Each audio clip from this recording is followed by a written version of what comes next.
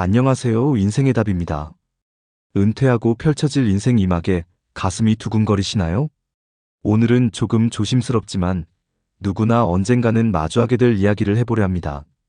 바로 노후의 돈 이야기입니다. 현실은 아주 냉정하고 가혹합니다. 먼저 많은 분들이 60세 이후 가장 많이 후회했다고 말하는 지출 7가지부터 알려드리겠습니다.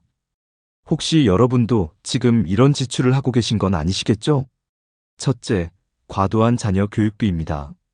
아이를 위해 아낌없이 썼지만 정작 자신을 위한 준비는 남아있지 않았다는 분들이 정말 많습니다. 자식들은 고마워하겠지만 당신의 노후는 당신이 지켜야 합니다. 성인이 된 자녀의 생활비, 교육비 등을 지금까지 지원하고 있다면 이제는 끊어내야 합니다. 자녀가 혼자서 경제적으로 독립할 수 있도록 보내줘야 합니다. 둘째, 체면을 위한 소비를 줄여야 합니다. 혹시 남의 시선이 무서워서 옷, 가방, 차, 집을 사고 싶다는 생각을 하고 계신가요? 타인에게 보여주기 위한 지출은 결국 마음에도 남는 게 없습니다. 또한 호주머니에 돈 한 푼 남기지 않고 사라지게 만듭니다. 셋째, 무리하게 주식이나 코인에 투자하는 일입니다. 한 방을 노리면서 뛰어들지만 도리어 마음의 평화를 잃었다는 분들 많습니다. 돈은 잃어도 다시 벌 수 있지만 마음 상태는 회복하기 어렵습니다. 젊어서는 넘어지더라도 패기 있게 다시 일어나면 되지만 나이가 들어서는 다시 일어날 시간도 힘도 더 이상 주어지지 않습니다. 언제나 청춘인 것처럼 나는 잘 될 거라는 무모한 믿음을 가지고 위험하게 투자해서는 안 됩니다. 넷째, 과한 외식과 배달 음식 주문은 후회를 일으킵니다.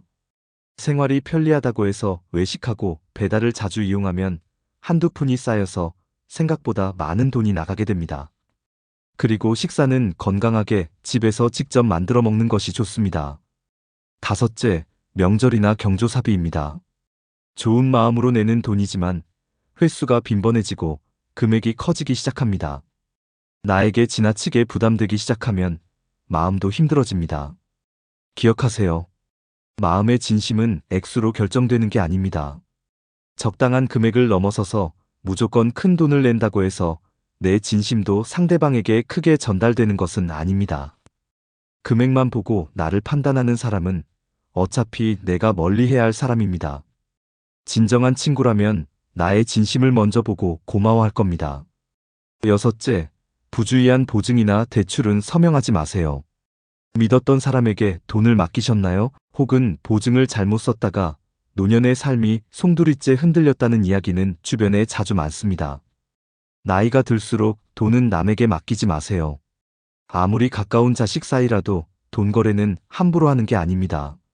일곱째, 반대로 돈을 쓰지 못해서 하는 후회도 있습니다. 바로 나중에 쓰려고 아껴둔 여행비입니다. 건강할 때는 시간이 없다는 이유로 바쁘다는 핑계로 여행을 자주 못 갑니다. 마음만 먹고 정작 여행은 떠나지 못해서 여행 비용이 그대로 통장에 남아있기도 합니다. 하지만 내가 더 나이가 들어서 많이 걷는 게 힘들어지는 시기가 되면 한 살이라도 더 젊을 때 여행 가지 못한 것을 후회하게 될 겁니다. 돈은 다시 벌 수 있지만 시간은 돌아오지 않습니다. 60세 넘어서 같은 후회를 하고 있진 않으신가요? 더 늙기 전에 후회를 바로 잡아야 합니다. 돈을 쓸 때는 쓰고 아낄 때는 아끼시길 바랍니다. 하지만 이미 비참한 현실을 마주하고 있는 분들도 계신데요. 은퇴 이후 삶이 빡빡해졌다는 김 씨의 사연을 들어보겠습니다. 저는 67살로 수도권에 거주 중입니다. 한때는 퇴직 후 여유롭게 살아갈 수 있을 거라 생각했습니다.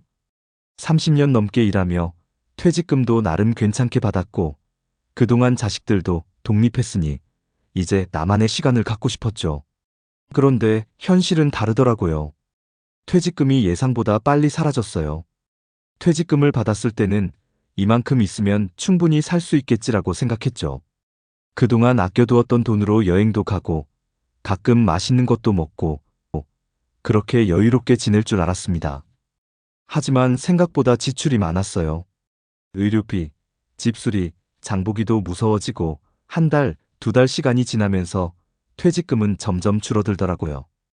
이제 매달 들어오는 월급이 없으니 어떤 일이 생기면 정말 걱정이 됩니다. 이번 달은 어떻게 버틸까? 매일이 불안하고 조금씩 돈이 빠져나가는 걸 보면서 이렇게 살면 정말 나중에 어떻게 하지? 라는 생각이 들어요. 가끔은 자식들에게 미안해요. 내가 너희한테 부담이 되지 않을까? 그런 생각이 들면서 마음이 무겁습니다. 이제는 내가 스스로 살아야 한다는 걸 알고 있지만 그게 쉽지 않네요. 이제서야 깨달은 게 있습니다. 퇴직 후엔 계획을 제대로 세워야 한다는 걸요. 그동안 즐겁게 일하며 살아왔지만 결국 내 몸과 마음의 여유를 위해서는 경제적 준비가 제일 중요하다는 걸 알게 됐습니다. 그래도 아직 늦지 않았다고 생각합니다. 아직 60대는 한창이니 지금부터라도 내가 할 수 있는 일도 어딘가 있을 거라고 생각합니다. 다만 미리 준비하지 못한 것이 후회됩니다. 앞으로는 조금 더 신중하게 그리고 차근차근 준비해 나가고 싶습니다. 김 씨의 마음이 남일 같지는 않습니다. 우리는 이제 돈을 버는 시기보다는 돈을 지키는 시기에 접어들었습니다. 사실 60세 이후에 돈 관리는 수입보다 지출을 조절해야 합니다. 불안한 미래보다 평화롭고 잔잔한 미래를 꿈꿔야 하는 시기입니다. 은퇴 후 돈 관리 잘하는 방법 5가지를 구체적인 예를 들어서 알려드리겠습니다. 첫째, 고정비를 줄이세요. 똑똑 떨어지는 작은 물방울이 커다란 바위에 구멍을 냅니다. 많은 분들이 놓치는 부분이 바로 고정비입니다. 한 달에 10만 원이 들어가는 핸드폰 요금제를 아직도 쓰고 계시나요? 요즘은 알뜰폰 요금제라고 해서 저렴하게 23만 원짜리도 많습니다. 10만 원 요금제를 3만 원으로 바꾸면 한 달에 84만 원이나 절약하는 겁니다. 이 밖에도 보험료나 차량 유지비 등도 꼼꼼히 점검하면 생각보다 큰 돈이 새고 있다는 걸 알게 됩니다. 고정비를 줄이는 건 매달 돈이 새는 구멍을 막는 일입니다. 둘째, 현금 흐름을 만드세요. 작게라도 돈이 들어오는 구조를 만들어야 합니다. 은퇴 후에도 소득이 끊기면 심리적으로 위축되기 쉽습니다. 예를 들어 평소 쓰지 않는 물건을 중고로 팔아보세요. 일기 쓰는 걸 좋아하는 분이라면 블로그에 글을 꾸준히 써서 식사 이용권 같은 협찬도 받아보세요. 작은 돈이라도 일단 내 수중에 들어오면 마음의 안정감과 자존감이 크게 높아집니다. 버는 돈의 액수가 아니라 돈이 움직인다는 감각을 잊지 않는 것이 중요합니다. 셋째, 생활비를 통제하세요. 예산 없이 소비하면 나중에 후회합니다. 한 달 생활비를 정해두지 않으면 연금 퇴직금이 순식간에 줄어듭니다. 월 180만 원 안에서 생활하기라는 기준을 만들면 나에게 어떤 소비가 불필요한지 보입니다. 가진 돈을 쓰는 건 자유지만 쓸 수 있는 정해진 한도 안에서 쓰는 건 지혜입니다. 넷째, 자식과 돈을 분리하세요. 자녀에 대한 사랑은 도와주는 것이지 내가 자식의 짐까지 떠안는 게 아닙니다. 자녀 결혼 자금, 주택 자금, 학자금 등으로 지출이 크신가요?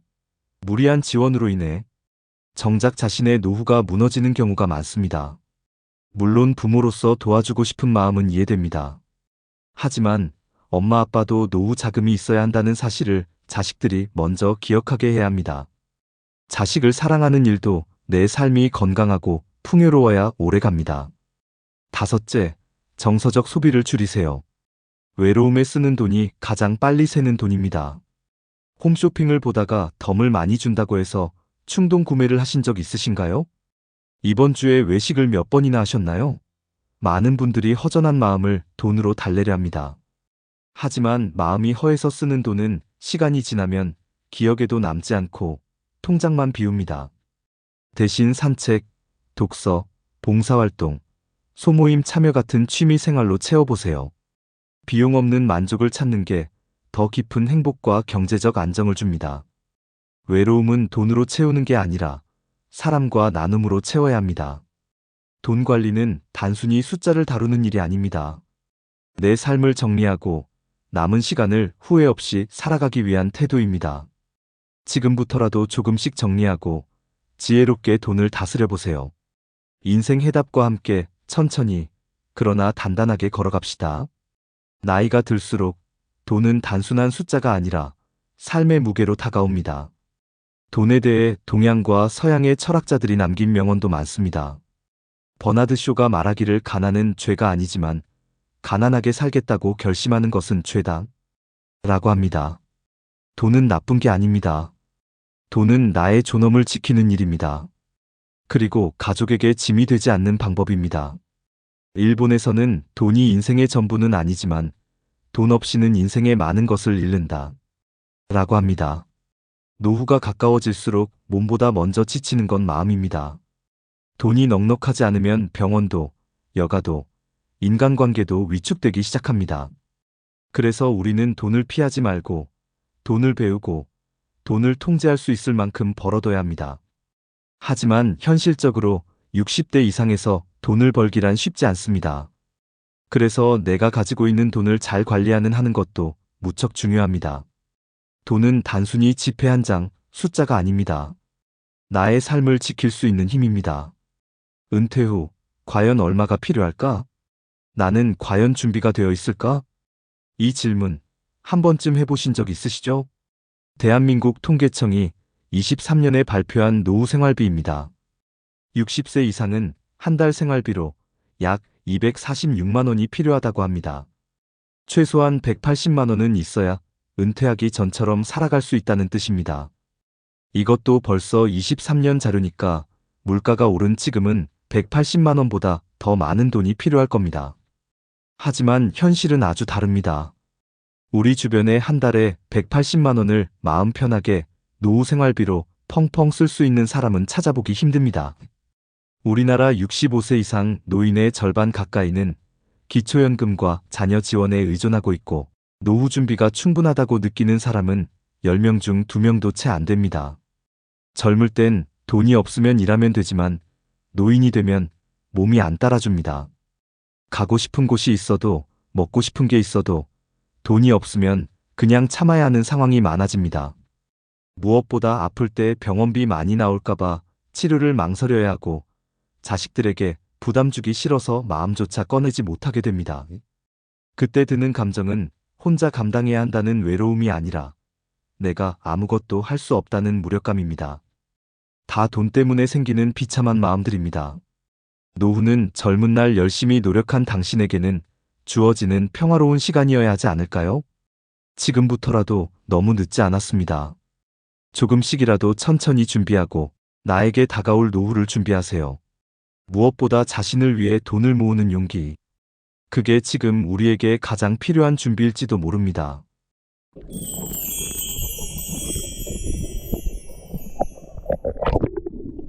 인생의 답에서는 이 영상을 보는 여러분들의 시간이 헛되지 않도록 더 유익한 내용들도 더 열심히 인사드리겠습니다. 편안한 하루 되시기를 진심으로 기원합니다. 다음 영상에서 뵙겠습니다.